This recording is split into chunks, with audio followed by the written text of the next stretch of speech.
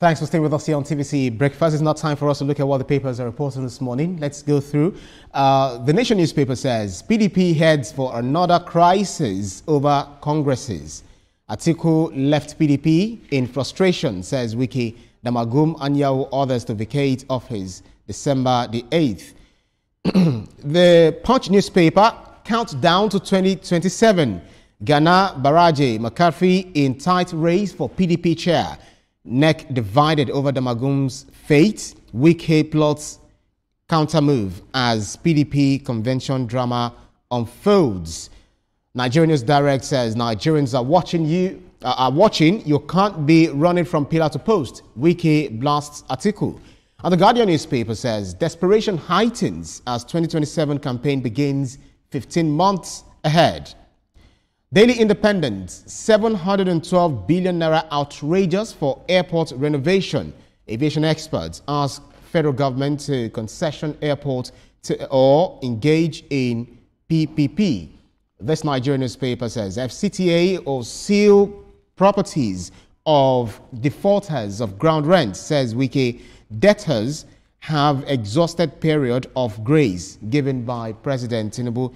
Now, Daily Trust speaks to education. WAEC records worst results in 5 years. Parents, others blame CBT for poor performance. The Hope newspaper. WAEC laments sharp drop in students' performance. Presents 38.32% credit pass only in 2025 WASC. The Blueprint newspaper focuses on sport. FIBA Women's Afro-Basket. Like Super Falcons, Tinubu gifts the Tigers $100,000 each. Houses national honors. 11-man coaching crew gets $50,000 each. Now the Sport Alive. Tinubu rewards each the Tigers with $100,000 flats ON national honor. Talking about the Afro-Basket title. I'll be doing this with my colleagues Etoma, Veronica, and Ria. So let's get cracking. The Nation newspaper, let's start off with politics as it actually appears. PDP heads for another crisis over Congresses, and then that of the Punch also saying Ghana Baraje McCarthy in tight race for PDP chair. Wike, Nigerian News Direct, still talking about Atiku moving from pillar to post, according to him, and also the Guardian newspaper. So all of these papers, up until the Guardian newspaper, are focusing on that of the PDP, the PDP NEC, and Congress rather, and that of Atiku jump shipping. Yeah, I'll start with Atiku. He's moving around. He wants to be president. It's his right to want to be president. But if it gets to a point, it starts looking not too good. The optics are not too good. And I want to ask him, what about being an elder statesman, an elder of a particular political party, and you stay there and you become a kingmaker? I'm just thinking, and that's me just thinking. How can you ask a king? Someone wants to be a king, to be a kingmaker. Be a king first. Look, you see, several situations, would warrant somebody to say something like that to him. Yeah. You've done it in APC, you've done it in PDP, you've gone here, you've gone there. The moving around is getting too much right now, and it's not as beautiful as it used to be. That's right. Then it was, he's a fantastic politician, but now the tune is changing. Now for the PDP Congress, one of the reasons why everybody believes that there's going to be crisis is because Nyesom Wike is not happy with the person that came out as the National Vice President East. He's not happy with that, and he's making bold statements about that. But I just hope that by the time they finally get the Congress done, that would be settled. I pray they find balance, because PDP actually needs balance. Right now, they are too shaky. Yeah. They need balance. I pray they find balance. You need to define the balance, whether it's a delicate balance or a solid balance. Balance is balance. so they're going to... Account balance. Right, Veronica. Well, from my perspective about the 2027, I don't think it's a desperation. It's an ambition, and he's pursuing it. So whichever way he decides to pursue it, if he gets the result at the end of the day, all of us will talk about how he achieved the result. I will be happy to talk about it. So I think that he is looking at the strategy that would work for him, and that is what he's working with. Yeah. If at the end of the day, Nigerians trust him enough to hand him that mandate, then fine.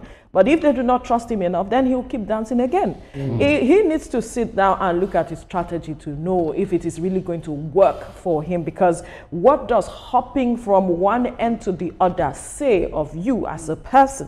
What does it mean? What does it define? Can Nigerians trust you that you keep moving from one end to the other? Those are the things I think he should sit down with his team to think about. Now that I want to come out for 2027 and every other person that is lined up on the front pages of the paper, what is my strategy? What is my ideology? What do I stand for? What do I want to position myself as at the end of the day? These are persons who are in their rights, should be persons who should be called elder statesmen. But if you are not showing yourself as an elder statesman, then there is something wrong. Then it means that you are not getting something right. That is what you should look forward and look at. And so for Wike speaking, he has a right to speak. He has a right to be disgruntled. But at the end of the day, the party is the party. The decision of the party is what stands. I think that if their problems have gone, they should look at how to ensure they come together to form a formidable opposition for Nigerians. That's the balance I was talking about. You're talking about. But Ria, you know, one thing is parties are just, you know, they are just microcosm of the entire nation, Nigeria, even though they have people from different backgrounds there.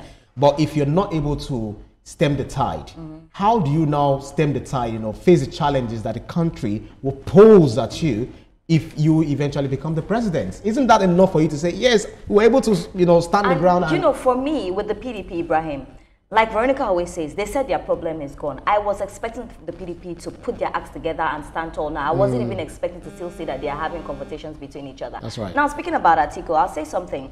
The reason why I feel like he's moving from one place to another right now is given desperation, to be honest.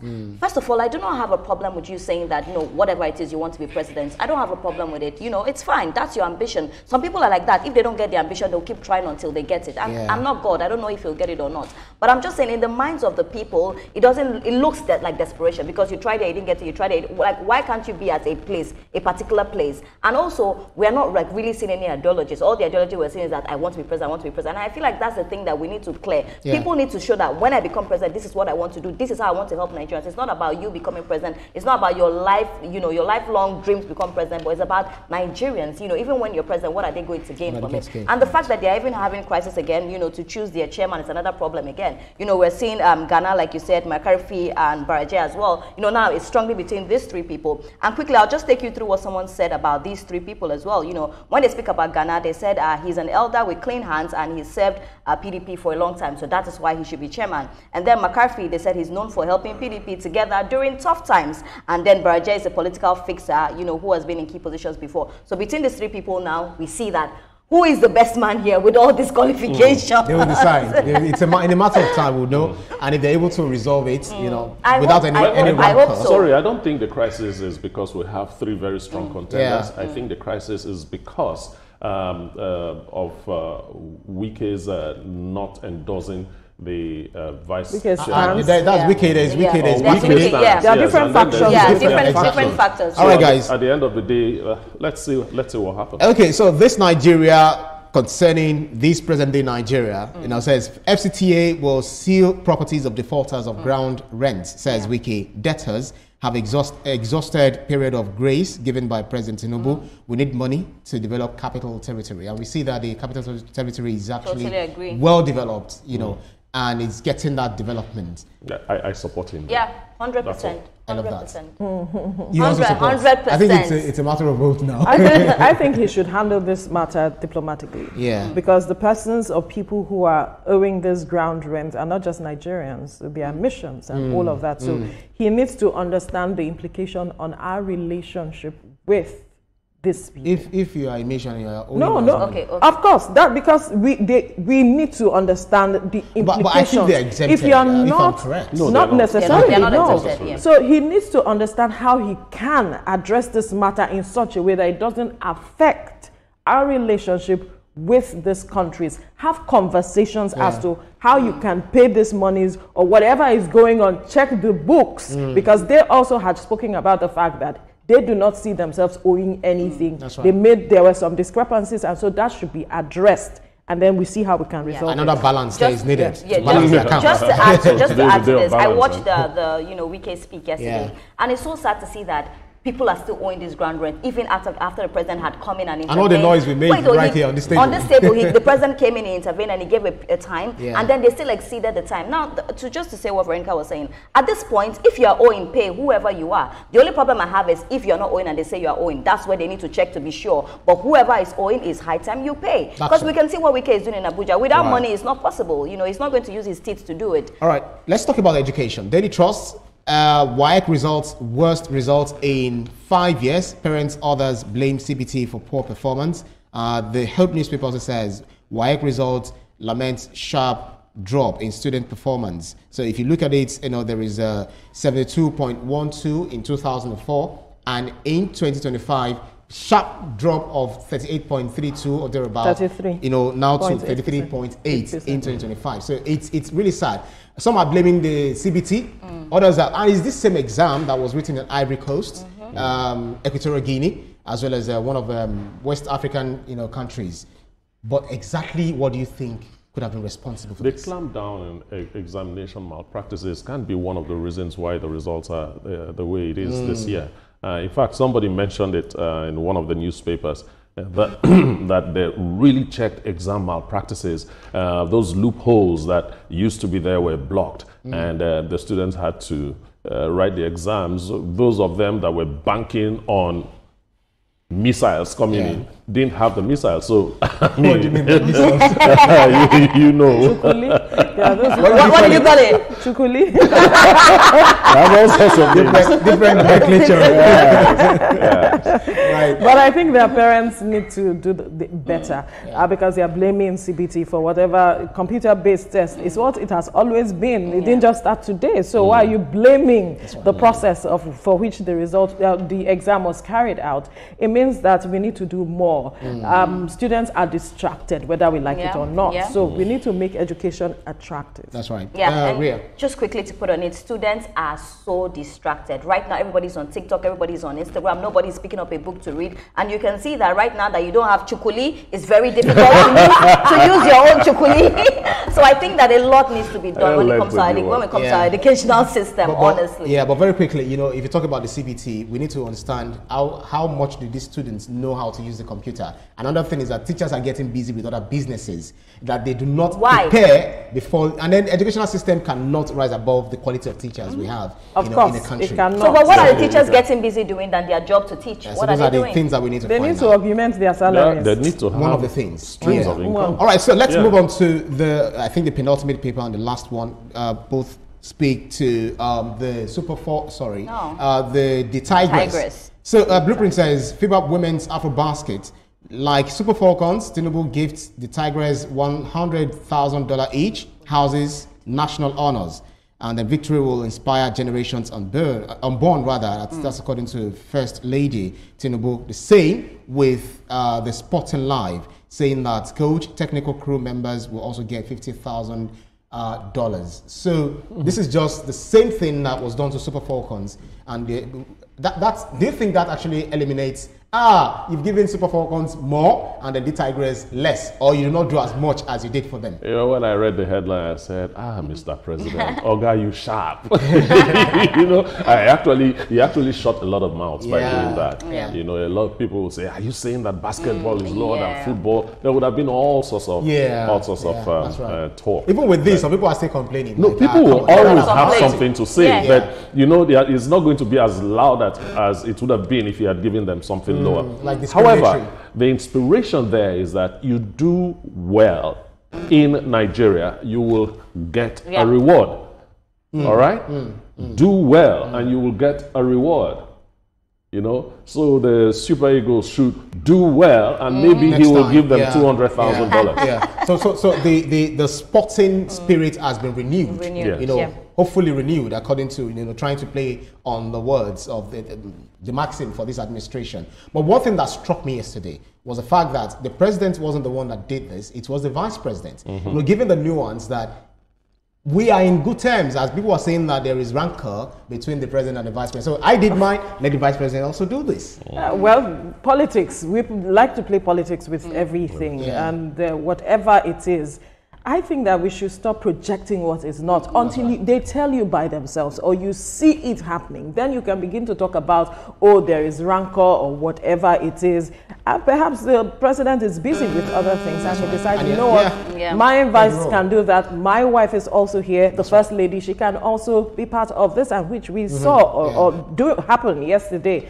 I think that it's important that as much as we are renewing the spirit of sportsmanship in the country, we look at other areas and have a balance, because this is already stirring certain conversations in some quarters that I think is not necessary, but can be addressed. I don't know how the president will want to do that.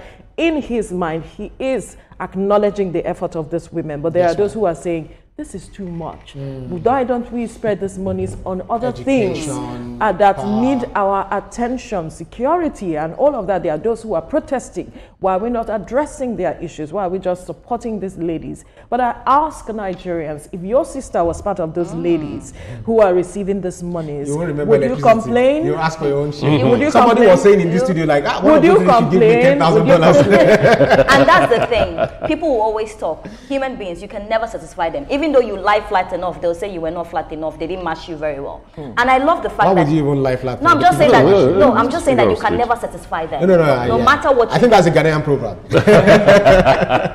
I'm Nigerian, please. But I'm saying that no matter what you do, you cannot satisfy human beings. And at the end of the day, I do not see why people say it's too much for them. These people have done a great job. These people were not even given all the motivation they need, but they still went and made Nigeria proud. And one thing he did again that I loved was giving the exact amount. Because trust me, if he did not, that's the conversation we'll be having this morning. You know, that is the conversation we'll be having this morning. So I think it's a great one. Would we be able to sustain it? That's the issue. But Veronica, Veronica, another thing thing I like about this is that it makes people believe that, you know, when you go into sports and you do well, you'll be rewarded. And it brings more of our youths to go into sports. And I do not think sports alone. I think if you do well, maybe not within Nigeria, but outside, let's also reward people who are excelling within. Can we sustain it? Can we sustain it? Because there are other competitions happening now, and they are also looking forward to receiving their own reward. I think they will get everybody's playing hard now. Let's win the competition and let's see. So we have the spirit of sportsmanship here as well. Let's strive to do better so that we also get maybe not $100,000 this time around, maybe $1 million each. I like. That's about it for the newspapers up for review. I hope that you've been updated. We've tried our best. Coming up after the break, we will focus on planned renovation of the Murtala Muhammad International Airport and its impact on air transportation system in Nigeria.